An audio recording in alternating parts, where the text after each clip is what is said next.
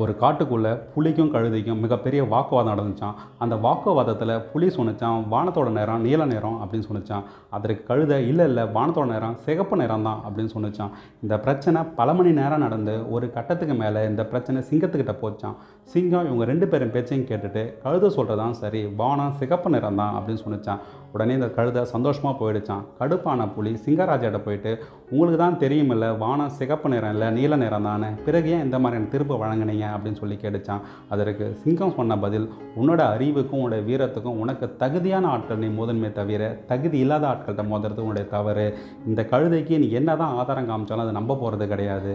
அதனால் இதற்கு தீர்ப்பு வழங்கி என்னோட நேரத்தை நான் வீணடிக்க விரும்பலை அப்படின்னு சொன்னிச்சான்.